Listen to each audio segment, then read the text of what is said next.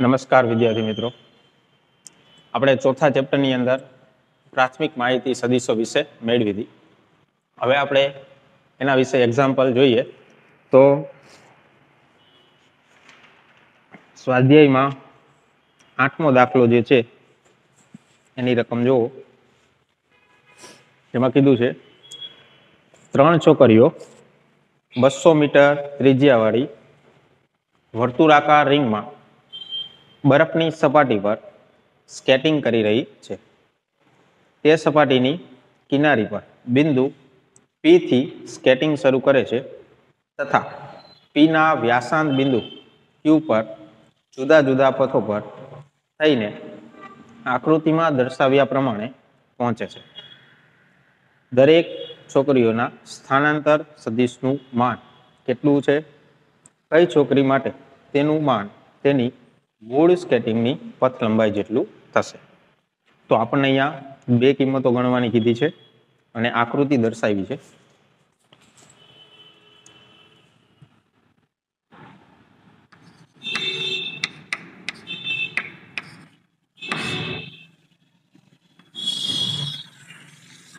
આકૃતિની અંદર એક વર્તુળાકાર પથ બતાવ્યો છે, તેની અંદર કીધું છે એક બિંદુ P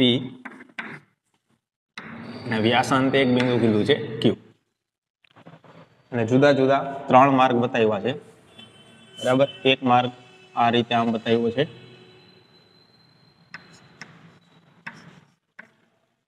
એક માર્ગ આ રીતે સીધો છે, એક માર્ગ આ રીતે બતાવ્યો છે.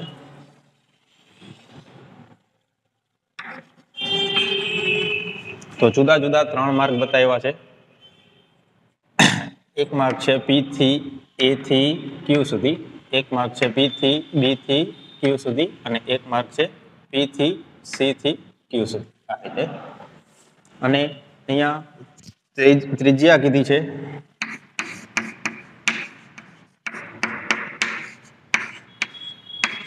200 મીટરની.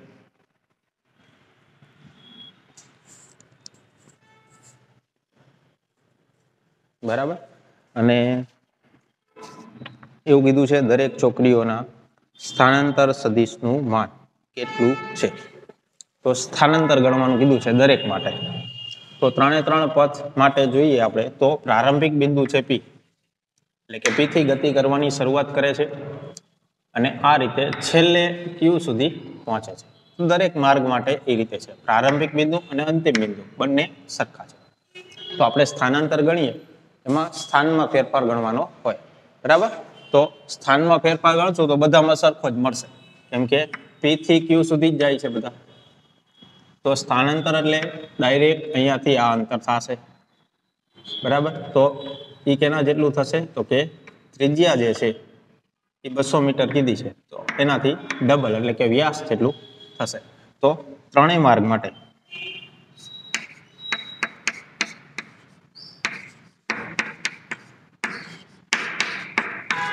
સ્થાનાંતર સમાન હશે. તો સ્થાનાંતર કેટલું થશે? તો કે વ્યાસ જેટલું થશે, એટલે કે આકૃતિની અંદર કહીએ તો PQ જેટલું થશે, એટલે કે 2 ગુણ્યા ત્રિજ્યા.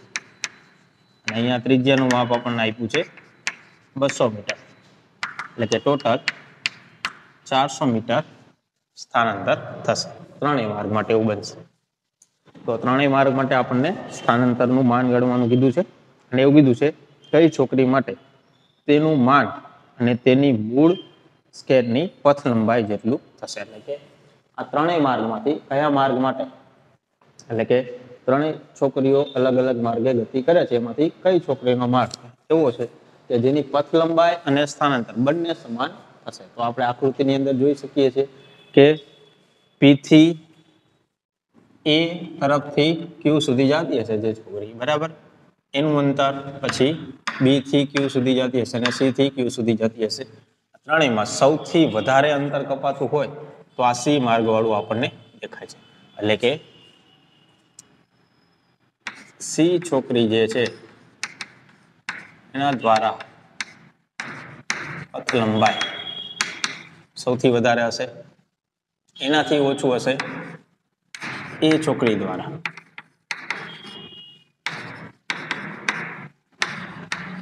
પથ લંબાઈ, અને એનાથી ઓછી હશે બી છોકરી દ્વારા પથ લંબાઈ. બરાબર. દરેકની પથ લંબાઈ ગણીએ તો એમાંથી બી છોકરીની જે પથ લંબાઈ આવશે એ આ જ થશે, અને સ્થાનાંતરે આપણે જોઈએ તો આ જ થાય એનું. એટલે કે આ એક જ માર્ગ એવો મળ્યો આપણને કે જે બી છોકરી દ્વારા કપાય છે, જેની પથ લંબાઈ એટલે કે બી છોકરી દ્વારા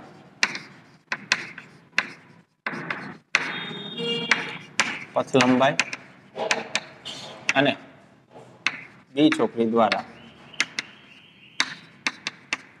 સ્થાનાંતર આ બંને કેવા થશે? સરખા થશે. બરાબર. બાકી બધામાં પથ લંબાઈ કેવી થશે? એ અને સી માટે વધુ થશે. તો આપણને જે પૂછ્યું હતું એમાં શું આપણે કહી શકીએ? તેવું કીધું હતું કઈ છોકરી માટે પથ લંબાઈ અને સ્થાનાંતર સમાન થશે. તો કઈ છોકરી માટે થશે? જે બી છોકરી જે છે એના દ્વારા પથ લંબાઈ અને જે સ્થાનાંતર મળશે એ આપણને સરખા જોવા મળે છે. બરાબર. તો એના પછીનો એક્ઝામ્પલ જોઈએ આપણે. તો 9મો એના પછીનો જુઓ.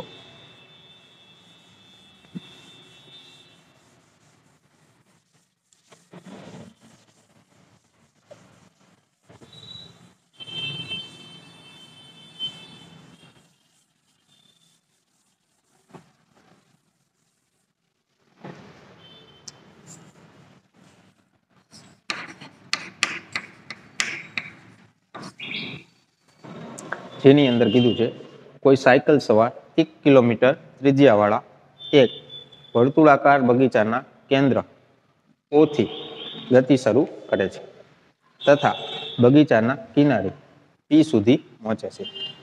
ત્યારે તે બગીચાના પરિઘ પર સાયકલ ચલાવતા ચલાવતા QO માર્ગે કેન્દ્ર ઓ પર પાછો આવે છે.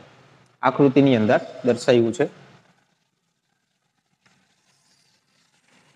વળી પાછો અહીંયા એક વર્તુળાકાર માર્ગ કીધો છે. ઓ બિંદુ કેન્દ્રમાં દર્શાવ્યું છે. ઓ થી આ રીતે બિંદુ પી બતાવ્યું છે. પછી પી થી ગતિ કરી અને અહીંયા બિંદુ ક્યુ બતાવ્યું છે. એ આ રીતે ગતિ કરે છે. પછી ક્યુ થી ફરી પાછો ઓ પર પાછો આવે છે. અને અહીંયા ત્રિજ્યા કીધી છે 1 કિલોમીટર.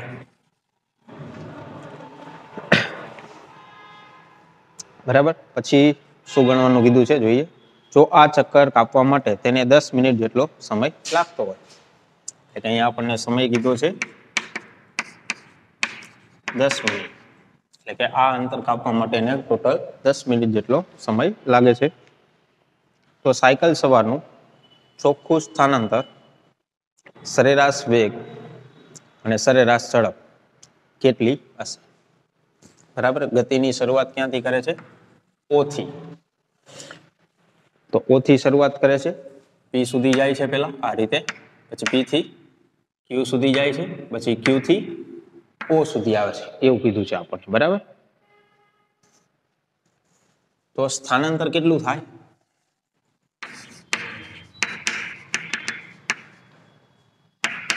પેલું આપણને સ્થાનાંતર ગણવાનું કીધું છે. તો સ્થાનાંતર કેટલું થશે? જ્યાંથી ગતિની શરૂઆત કરે છે છેલ્લે વળી પાછો ત્યાં જ આવે છે. તો સ્થાનાંતર 0 થશે. બરાબર. કેમ કે જ્યાંથી ગતિ કરવાની શરૂઆત કરીને વળી પાછો ત્યાં જ આવે તો સ્થાનમાં ફેરફાર કેટલો થયો કહેવાય? તો કે કંઈ જ નહીં. બરાબર. એટલે સ્થાનાંતર કેટલું થશે? 0. બીજું શું ગણવાનું કીધું છે આપણને? તો કે સરેરાશ વેગ. તો સરેરાશ વેગ બરાબર શું થાય? સ્થાનાંતર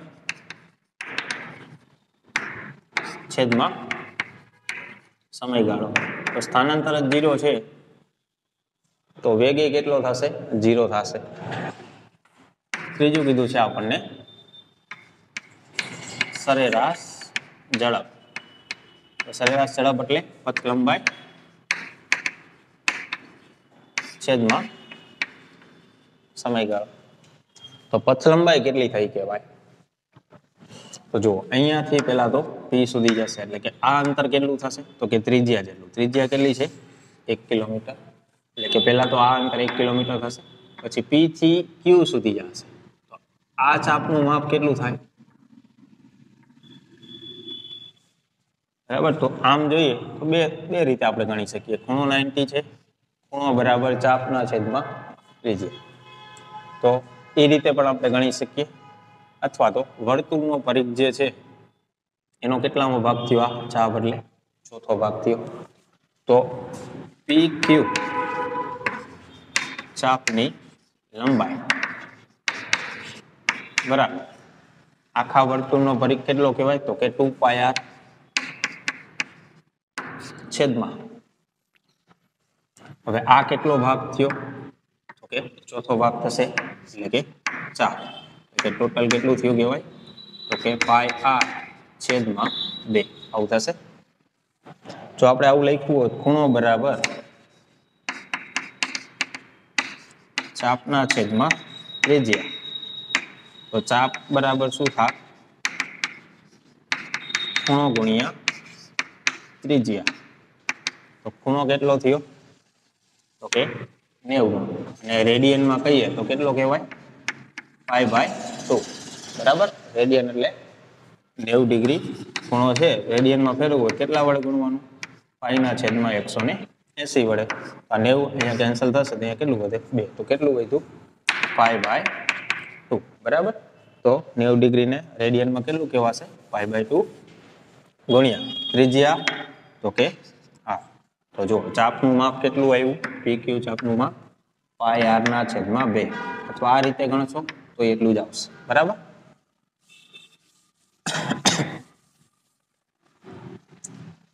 ઘણી વખત શું થાય કે ખૂણો છે એ 90 ડિગ્રી ન આપ્યો હોય, બરાબર, 30 આપ્યો હોય, 60 આપ્યો હોય, ત્યારે આપણે ખૂણો બરાબર ચાપના છેદમાં ત્રિજ્યા પ્રમાણે ઝડપથી ગણી શકીએ. તો એ રીતે પણ યાદ રાખવું. તો અહીંયા PQ ચાપની લંબાઈ આવશે πr/2. એટલે કે આ માપ જે છે એ આપણને મળ્યું કેટલું? πr/2. એ જ રીતે Q થી O સુધીનું અંતર કેટલું થશે? તો કે ત્રિજ્યા r જેટલું થશે. તો કુલ પથ લંબાઈ કેટલી થઈ? પથ લંબાઈ બરાબર એક તો OP માપ પ્લસ PQ ચાપ પ્લસ QO માપ. બરાબર. તો આ માપ કેટલું છે? r plus. બરાબર. આ માપ છે r. પછી આ માપ આપણને કેટલું મળ્યું? ઓકે, πr ના છેદમાં 2 પ્લસ QO એટલે એ પણ શું થશે? એક ત્રિજ્યા થશે એટલે કે r.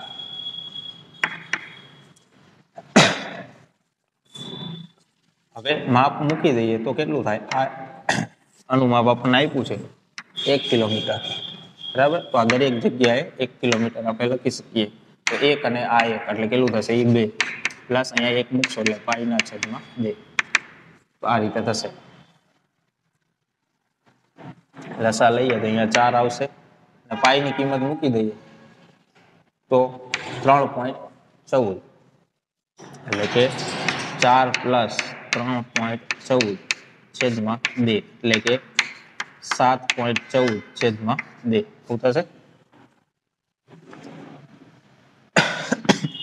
ભાગાકાર કરી નાખીએ તો એપ્રોક્સિમેટ આપણે ગણવું હોય તો કેલ્સીમાં ગણી નાખો. બરાબર. એ કેટલું મળશે એપ્રોક્સિમેટ? ભાગાકાર કરી નાખીએ. બરાબર.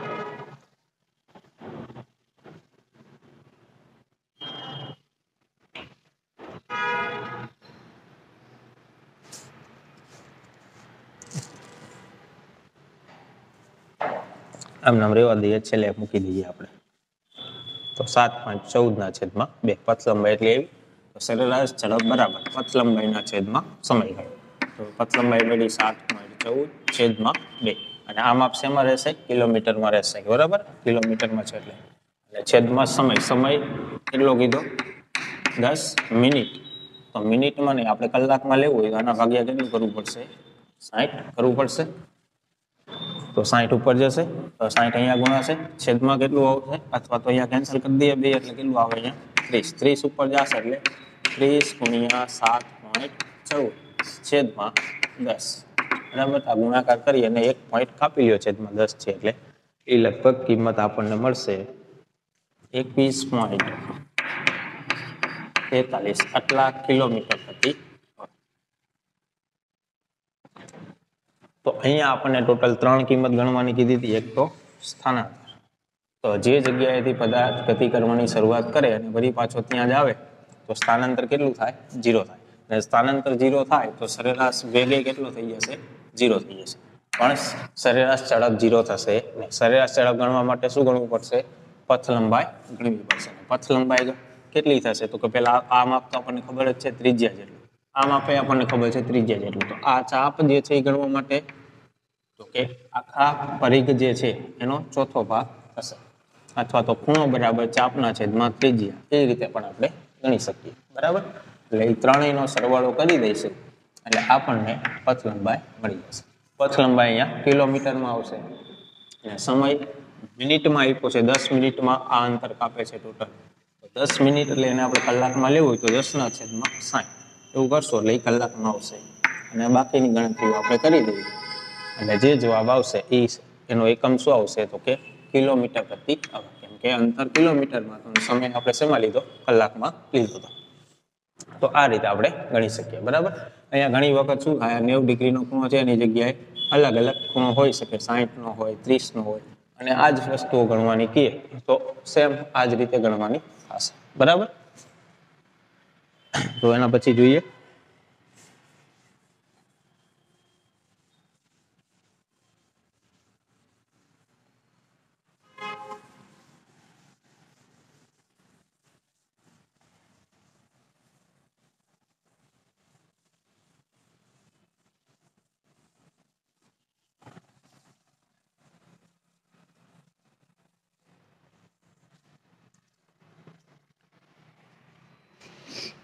એના પછી 10મો દાખલો.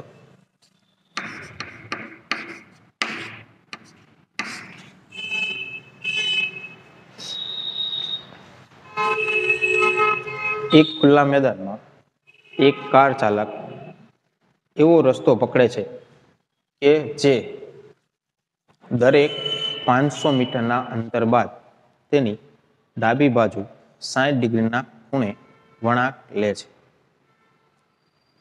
એક વળાંકથી શરૂ કરી કાર ચાલકના ત્રીજા, છઠ્ઠા અને 8મા વળાંક પાસે સ્થાનાંતર શોધો. આ દરેક સ્થિતિમાં કાર ચાલકની કુલ પથ લંબાઈની તેના સ્થાનાંતરના માન સાથે તુલના કરો. બરાબર. તેવું કીધું એક ખુલ્લું મેદાન છે, એમાં કોઈ એક કાર ચાલક છે. હવે એ 500 મીટર અંતર કાપશે એટલે 60 ડિગ્રીનો ખૂણો કેટલો ટર્ન લેશે. દર વખતે આ જ પ્રક્રિયા કરશે એટલે કે આ રીતે થશે. ધારો કે અહીંયાથી ગતિ કરવાની શરૂઆત કરે છે તો પહેલા 500 મીટર અંતર આ રીતે આપણે વિચારી લઈએ. 500 મીટર અંતર કાપશે એટલે કે અહીંયાથી 60 ડિગ્રીનો ટર્ન લેશે. એટલે કે આપણે આ રીતે પહેલા તો સીધી લાઈન દોરી દઈએ. અહીંયાથી 60 ડિગ્રીનો ટર્ન આ રીતે વિચારીએ આપણે. અને વળી પાછું કેટલું અંતર કાપશે? તો કે 500 મીટર અંતર કાપશે. વળી 500 મીટર અંતર કાપી લીધા પછી વળી પાછો એ 60 ડિગ્રીનો ટર્ન લેશે. એટલે કે એની ગતિની દિશા તો આ જ થાય, આની સાથે 60 ડિગ્રીનો ખૂણો બને એ રીતે કરશે. બરાબર. તો આ રીતે 60 ડિગ્રીનો ખૂણો બનશે એટલે વળી પાછી આ રીતે ગતિ થશે. વળી ક્યાં સુધી અંતર કાપશે? તો કે વળી 500 મીટર અંતર કપાય ત્યાં સુધી ગતિ ચાલુ રાખશે સીધી દિશા. વળી પાછું અહીંયાથી શું થશે? અહીંયાથી વળી 60 ડિગ્રીનો ટર્ન લેશે. તો 60 ડિગ્રીનો ટર્ન લેશે એટલે વળી આ રીતે આમ આને સમાંતર થઈ જશે. કેમ? એક વખત 60 ડિગ્રીનો ટર્ન લીધો, બીજી વખત 60 ડિગ્રીનો, ત્રીજી વખત 60 ડિગ્રીનો ટર્ન લે એટલે ટોટલ કેટલો ખૂણો આપ્યો? 60, 60 અને 60, 180 ખૂણો કપાય એટલે વળી પાછી એની દિશાની ભૂલી જશે. એટલે કે આ રીતે ગતિ કરતો હતો તો એની જે શરૂઆતની ગતિ એની વિરુદ્ધ ગતિ થઈ જશે. બરાબર. આ બંને સમાંતર થઈ જશે. ક્યાં સુધી અંતર કાપશે? તો કે 500 મીટર અંતર કપાય ત્યાં સુધી કાપશે. वरी पाछो अहींयाथी 60 डिग्रीनो टर्न लेशे એટલે કે એની ગતિની દિશા તો આ છે તો 60 ડિગ્રીનો ટર્ન લેશે એટલે કે આ રીતે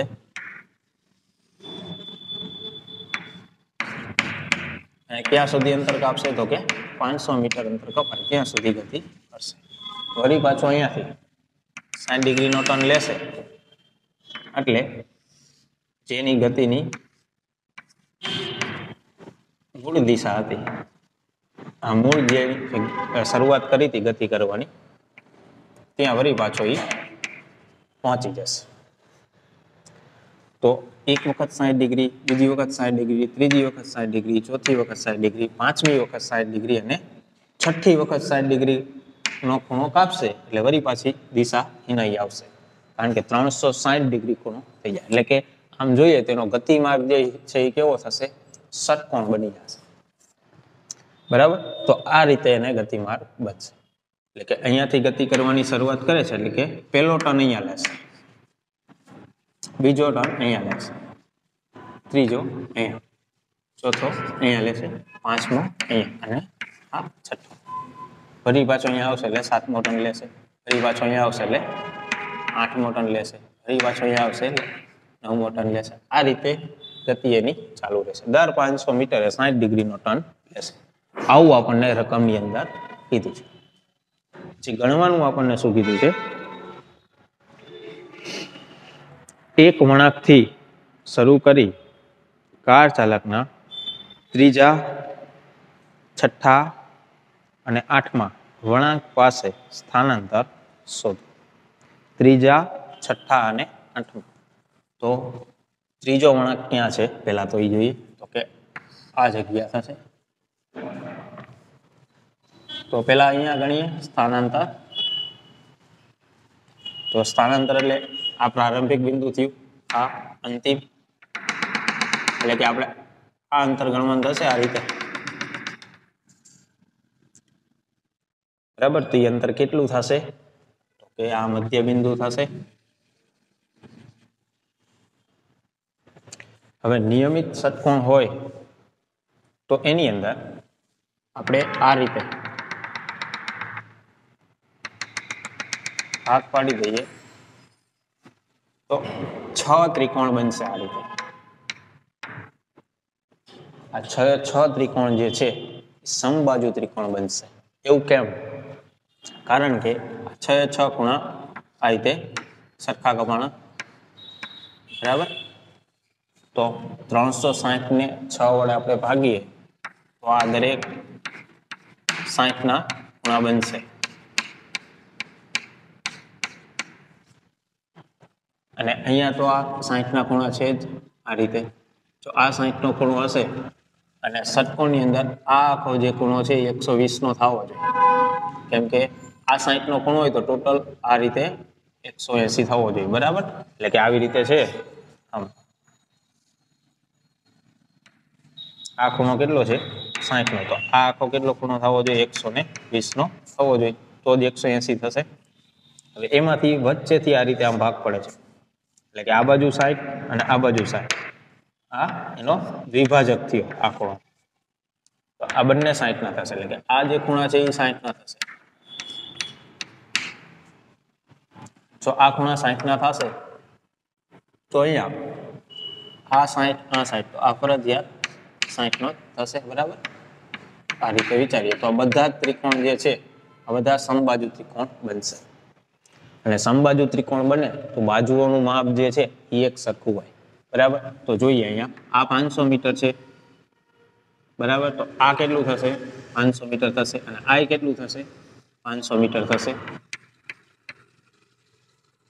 તો અહીંયાથી આમાં 500 મીટર થાય તો આ માપે કેટલું થશે એ 500 મીટર થશે તો ત્રીજા વળાંક માટે જે સ્થાનાંતર છે એ ટોટલ કેટલું થયું તો કે અહીંયાથી આ 500 અહીંયાથી આ 500 ટોટલ 1000 મીટર થશે તો અહીંયા આપણે ત્રીજા વળાંક પાસે સ્થાનાંતર તો કે 500 પ્લસ 500 એટલે કે ટોટલ 1000 મીટર થશે बराबर। पछी बीजा कया वळांक पासे आपने गणवानुं कीधुं छे? छठा। तो छठो वळांक क्या आवशे? फरी पाछो अहींया ज आवशे। जे जग्याएथी आपणे गति करवानी शरूआत करी छे फरी पाछो फरी अने छठो वळांक त्यां ज आवशे। तो छठा वळांक पासे स्थानांतर केटलुं थई जाय? तो के त्यां त्यां आवे तो 0 थई जाय। बराबर। तो छठा वळांक पासे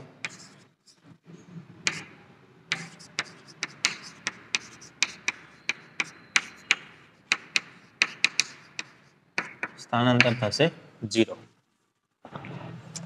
पछी आठमा वळांक पासे એટલે કે અહીંયા થશે। તો આ સ્થાનાંતર આપણે ગણવાનું થયું કે આ અંતર ગણવાનું થયું। બરાબર। તો ષટકોણ આપણે અહીંયા ફરીથી દોરવો હોય તો કે આપણે આ જ અંતર ગણવું છે એટલે આપણે આટલો ભાગ જ દોરીએ। બરાબર। આટલો ભાગ જ દોરીએ।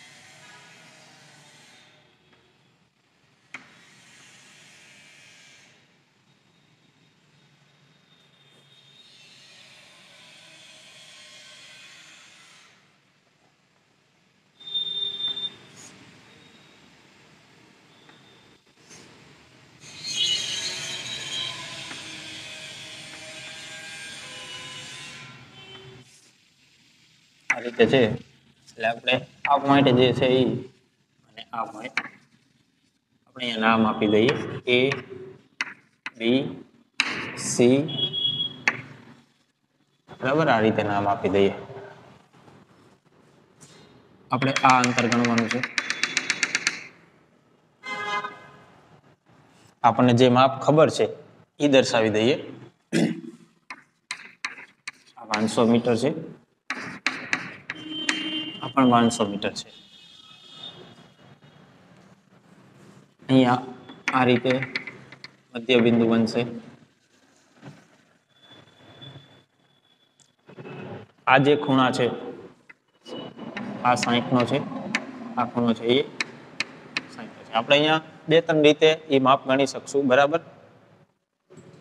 આ જે મધ્ય બિંદુ છે એને હું O કહી દઉં એટલે કે આપણે અહીંયા આ ત્રિકોણની અંદર સરળતાથી ગણી શકશું। બરાબર। AO માપ મળી જાય એટલું જ માપ કેટલું થશે? OC નું થશે। આકૃતિ ઉપરથી આપણે જોઈ શકીએ છીએ। તો અહીંયા આ માપ કઈ રીતે મળશે? તો કે ખૂણો છે અને એક બાજુનું માપ છે અને આપણે અહીંયા લંબ દોરી દીધો છે એટલે ત્રિકોણમિતીય વિધેયનો ઉપયોગ કરી શકીએ આપણે sin theta, cos theta, tan theta. બરાબર। તો આપણે આ માપ જોતું હોય તો આ કાટકોણ ત્રિકોણની અંદર એક ત્રિકોણ એટલે આ રીતે થશે। આમ આ રીતે આ O છે, આ B છે અને આ A છે। આ 500 છે આનું માપ, આ 60 નો ખૂણો છે। તો આ ત્રિકોણની અંદર આપણે શું લખી શકીએ? તો કે સામેની બાજુ જોઈ છે તો sin 60। બરાબર। સામેની બાજુ એટલે કે AO છેદમાં કર્ણ, કર્ણ એટલે કેટલું થશે? AB। આપણે માપ કયું જોઈએ છે? AO। તો AO બરાબર AB sin 60। AB એટલે કેટલું માપ છે? તો કે 500। sin 60 એટલે √3/2। અહીંયા ભાગાકારમાં આવશે એટલે કેટલું થશે? એ 250 √3 આવું થશે। તો આપણને કયું માપ મળ્યું? Idea AO। આપણે તો કયું જોઈએ છે? અહીંયાથી અહીંયા સુધી। તો આ માપ આપણે ગણશું તો એ કેટલું આવશે? એના જેટલું જ આવશે। એટલે ટોટલ AC માપ આપણે જોઈ છે સ્થાનાંતર। બરાબર। અહીંયાથી આ માપ જોઈ છે તો સ્થાનાંતર કેટલું થશે આપણે ગણવું છે તો કે 250 √3। અહીંયાથી આ માપ જે મળ્યું એટલું ને એટલું બીજું તો પ્લસ 250 √3 તો ટોટલ કેટલું થશે? 500 √3। તો √3 ની કિંમત તમે મૂકી દો તોય ચાલશે, અથવા ન મૂકો તો આના રીતે લખો 500√3 આટલા મીટર તો પણ ચાલશે, બરાબર. તો અહીંયા આપણને આમાં મળ્યું આ એનું સ્થાનાંતર થશે. √3 એટલે 1.73. તો એ તમે કેલ્સીમાં મૂકીને ગણ નાખશો તો એ રીતે માપ તમને મળી જશે. તો 8મા વળાંક પાસે આપણને સ્થાનાંતર ગણવાનું કીધું હતું, જે આપણે આ રીતે ગણી શકીએ, બરાબર. બીજી કોઈ પણ આકૃતિના મદદથી તમે ગણી શકો, એવું જરૂરી નથી કે આ જ રીતે ગણવું.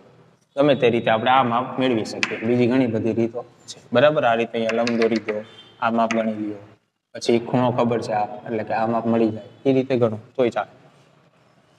તો અહીંયા આપણને ટોટલ 3 વળાંક પાસે સ્થાનાંતર શોધવાનું કીધું હતું.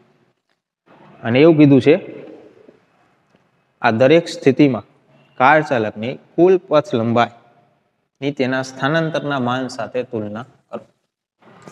તો દરેક વળાંક પાસે આપણે પથ લંબાઈ ગણીએ તો ત્રીજો વળાંક જે છે એની પથ લંબાઈ કેટલી થશે? તો ત્રીજા વળાંક પાસે પથ લંબાઈ ગણીએ તો જો અહીંયાથી પેલા તો આ 500, વળી પાછું 500, વળી પાછું 500, 3 વખત 500 આવશે, એટલે કે 3 ગુણ્યા 500, એટલે કે ટોટલ 1500 મીટર થયું. અને સ્થાનાંતર કેટલું મળ્યું હતું? 1000 મીટર. તો એના કરતા 500 જેટલું વધારે છે પથ લંબાઈ, બરાબર, સ્થાનાંતર કરતા ત્રીજા વળાંક પાસે. એ જ રીતે છઠ્ઠા વળાંક પાસે શું થશે? તો છઠ્ઠા વળાંક પાસે પથ લંબાઈ એટલે કે અહીંયાથી પહેલા તો આખું અંતર કપાશે 500, પછી બીજી વખત, ત્રીજી વખત, ચોથી વખત, પાંચમી વખત અને છઠ્ઠી વખત, એટલે કે ટોટલ 6 ગુણ્યા 500, એટલે કે 3000 મીટર એટલું થશે, બરાબર. તો સ્થાનાંતર કેટલું હતું? 0 મીટર હતું, પણ પથ લંબાઈ કેટલી થઈ? 3000 મીટર થઈ. એ જ રીતે 8મા વળાંક પાસે ગણશું તો એ કેટલું થશે?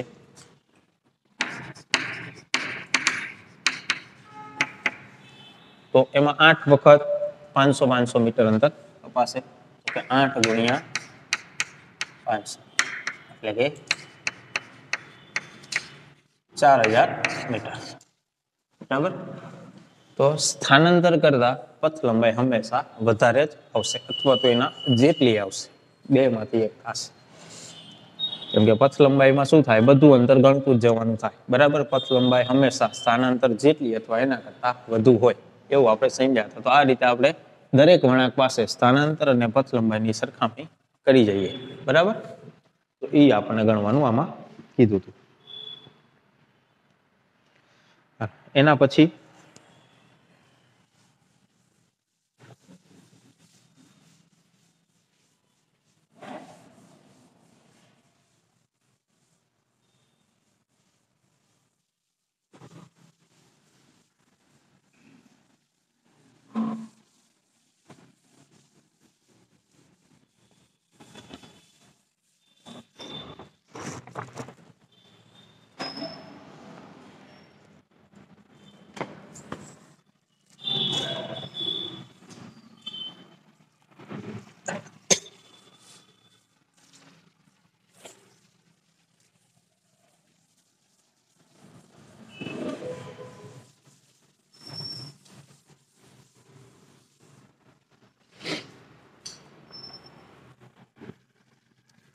અગિયારમો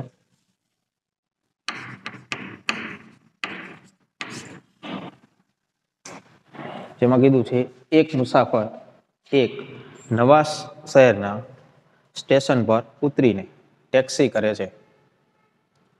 સ્ટેશનથી સુરેખ રોડ પર તેની હોટલ 10 કિલોમીટર દૂર છે. ટેક્સી ડ્રાઈવર મુસાફરને 23 કિલોમીટર લંબાઈના વાંકા ચૂકા માર્ગે 28 મિનિટમાં હોટલ પર પહોંચાડે છે. તો પહેલું ગણવાનું કીધું છે ટેક્સીની સરેરાશ ઝડપ, બીજું કીધું છે સરેરાશ વેગ, મૂલ્ય કેટલું હશે, શું આ બંને સમાન હશે, બરાબર, આવો પ્રશ્ન પૂછે. તો એવું કીધું છે શહેરના સ્ટેશન પર ઉતારે છે અને ત્યાંથી હોટલ પર 10 કિલોમીટર દૂર. એટલે કે આ રીતે આપણે વિચારીએ કે આ જગ્યાએ ધારો કે સ્ટેશન છે, હવે ધારો કે અહીંયા એની હોટલ છે,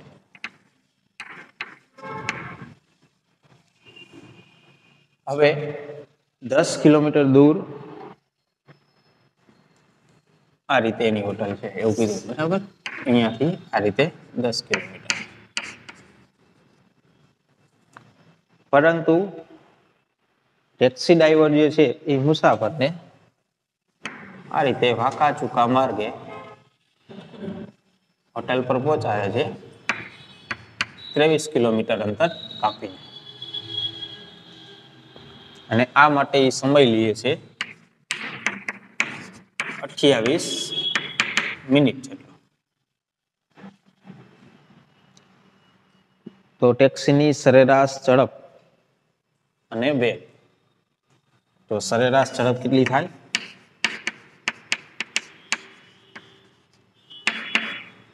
ઓકે, પથ લંબાઈ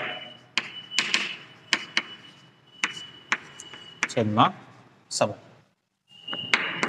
તો પથ લંબાઈ કેટલી થશે? અહીંયાથી ગતિ કરવાની શરૂઆત કરે છે, આ રીતે ગતિ કરી અને અહીંયા પહોંચે, તો ટોટલ અંતર કેટલું કાપે છે? તો કે 23 કિલોમીટર, છેદમાં સમય કેટલો લે છે? તો કે 28 મિનિટ. એને કલાકમાં ફેરવવું હોય તો 28 ના છેદમાં 60, બરાબર?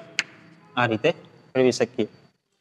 તો 60 ઉપર જશે અને ગણતરી કરી આની, તો 23 ગુણ્યા 60 છેદમાં 28, બરાબર? તો આને કેલ્સીમાં ગણી નાખો એટલે મળશે આપણને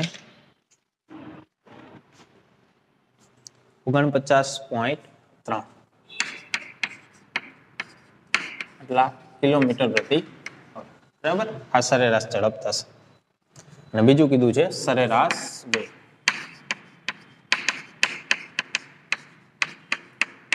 તો સરેરાશ વેગ એટલે કે સ્થાનાંતર છેદમાં સમય.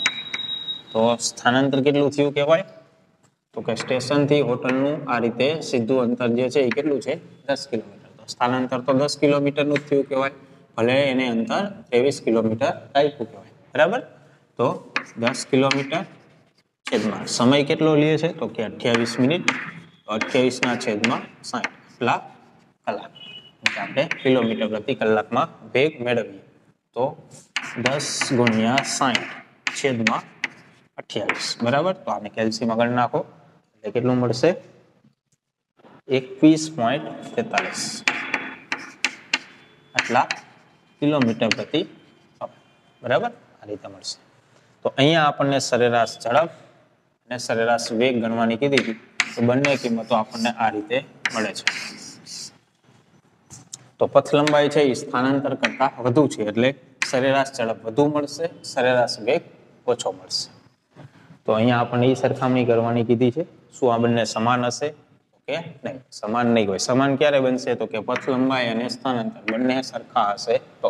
અને એ ક્યારે સરખા થશે? તો કે પદાર્થ એક જ દિશામાં સતત ગતિ કરશે, ક્યાંય વળાંક નહીં લે, બરાબર? તો જ એ બંને સમાન બનશે. એના પછી જોઈએ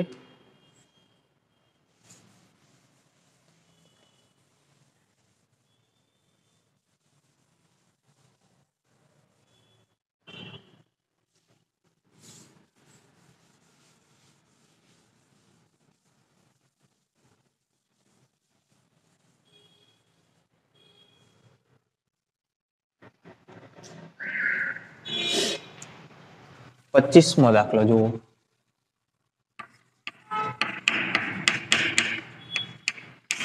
ચલો, એમાં કીધું છે કોઈ એક વિમાન પૃથ્વીથી 3400 મીટરની ઊંચાઈએ ઉડી રહ્યું છે, બરાબર? તો આ રીતે આપણે વિચારીએ કે ધારો કે આ જમીન છે, તો જમીનથી કોઈ એક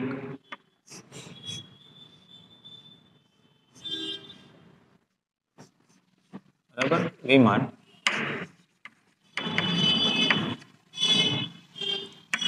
3400 મીટર આટલી ઊંચાઈએ ઉડી રહ્યું છે.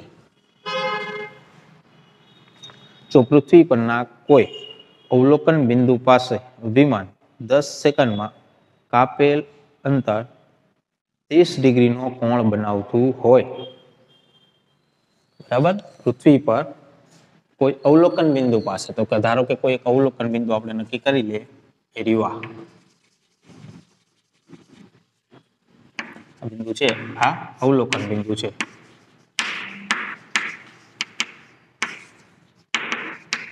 તો અવલોકન બિંદુ પાસે આ વિમાન જે છે, ધારો કે અહીંયાથી અવલોકનકાર વિમાનને જોવે છે.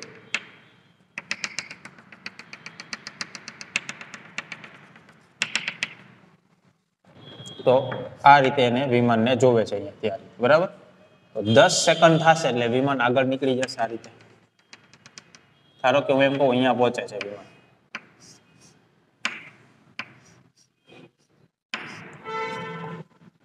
બરાબર. 10 સેકન્ડની અંદર વિમાન અહીંયાથી અહીંયા પહોંચે છે. તો અવલોકનકાર વિમાનને જોશે તો અહીંયા દેખાશે. હવે અવલોકનકાર છે વિમાનને જોશે એટલે અહીંયા દેખાશે 10 સેકન્ડ પછી. તો અવલોકન બિંદુ પાસે એટલે કે અહીંયા આ જગ્યાએ અહીંયા 30 ડિગ્રીનો ખૂણો બનાવે છે, આવું કીધું, બરાબર. અને કેટલા સમયમાં કીધું? તો કે t બરાબર 10 સેકન્ડમાં વિમાન છે એ કોઈ અવલોકન બિંદુ પાસે 30 ડિગ્રીનો ખૂણો બનાવે છે.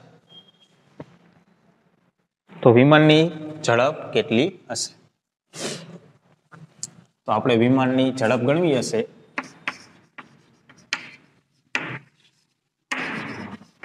આપણે શું ગણવું પડશે? તો કે પથ લંબાઈ, વિમાને કાપેલું અંતર છેદમાં સમય. તો સમય તો આપણી પાસે છે 10 સેકન્ડ, બરાબર. 10 સેકન્ડમાં વિમાન અંતર કેટલું કાપે છે એટલે કે આપણે આ અંતર ગણવાનું થશે. તો એ અંતર આપણને કઈ રીતે મળશે? તો કે અહીંયાથી આ માપ આપણી પાસે છે કેટલું છે? 3400. એટલે કે અહીંયાથી હું આ રીતે બે ભાગ કરી દઉં, બરાબર. તો આ બાજુનો ખૂણો અને આ બાજુનો ખૂણો બે એક સરખા એટલે કે 15 ડિગ્રીના બે ભાગ પડશે આ રીતે. એમાંથી આપણે આ અંતર ગણી લઈએ કારણ કે આપણી પાસે આ માપ તો છે જ આ રીતે. રીવા કેટલું છે? 3400. એટલે કે આ રીતે ત્રિકોણ બનશે.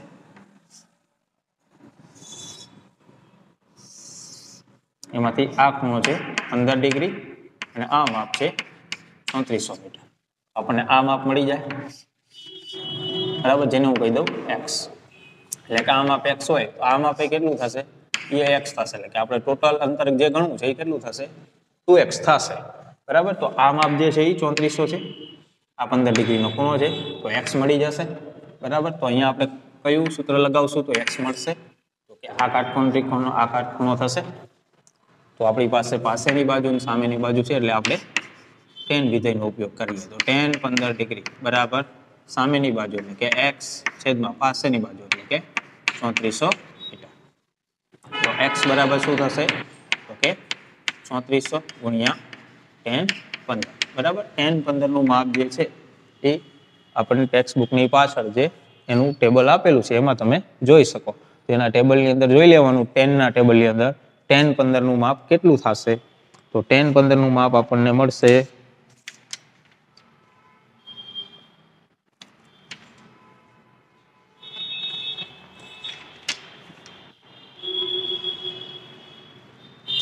0.2679.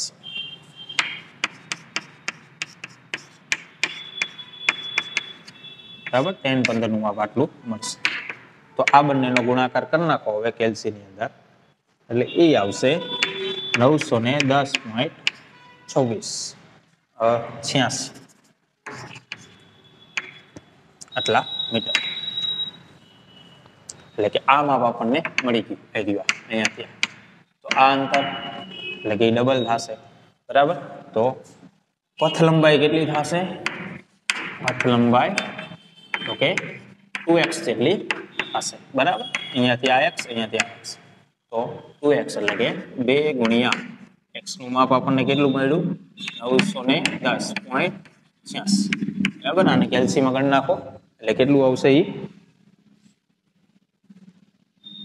1821.72 મીટર, બરાબર. આટલું મળશે. તો હવે આ કિંમત આપણે આની અંદર મૂકી દઈએ તો ઝડપ કેટલી મળશે તો કે 1821.73 છેદમાં સમય 10 સેકન્ડ. તો 10 સેકન્ડ સમય લે છે તો અહીંયા એક પોઈન્ટ કાપીએ તો 182.172 આટલા મીટર પ્રતિ સેકન્ડ આવું થશે. અંતર મીટરમાં અને સમય સેકન્ડ. તો આટલી ઝડપ વિમાનની હશે. બરાબર. સારું ચાલો.